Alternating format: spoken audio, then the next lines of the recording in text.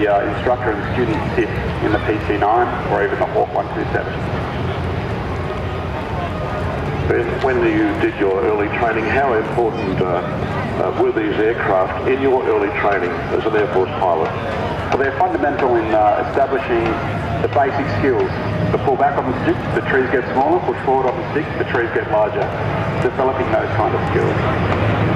You want a very robust airframe, something that's very strong, so when those landings don't exactly go to plan, the aircraft and the pilot will bounce back.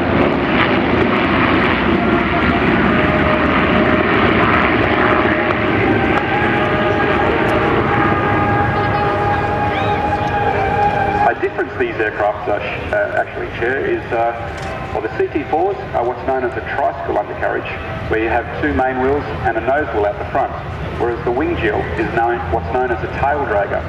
And they're quite difficult to land. You can get yourself into a little bit of mischief when you come into land and perform what's known as a ground loop, where the aircraft goes around like a burnout in one of the supercars.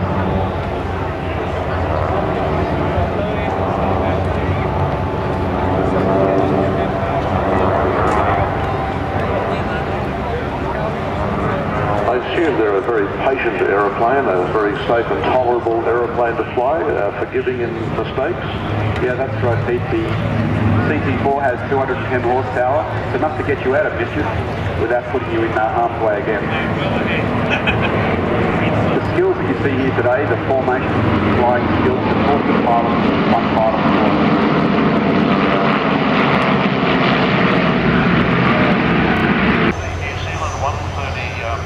Hercules, and what a marvellous airplane that was. In Australia, we have, of course, DHWKY.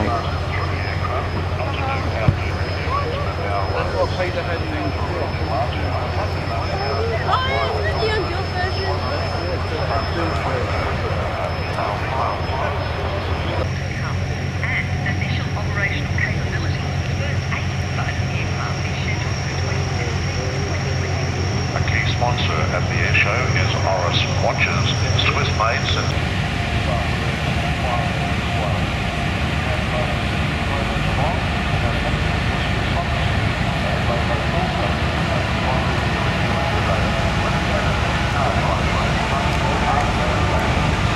Terminal Attack Controller course that works between air and ground units in close air support scenarios.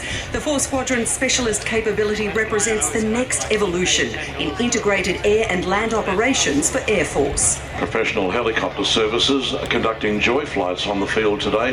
The helipad is located to the south of the grandstand, the Gold Pass grandstand, $70 per person. Professional helicopter services have helicopters operating all day today and in fact after closing time tonight. The ADF's electronic warfare capabilities will be expanded by a new joint project. Electronic Warfare Operations Support for Maritime and Land Forces project will provide equipment and infrastructure, sharpening the ability of the ADF to deal with threats emerging across the electronic warfare spectrum.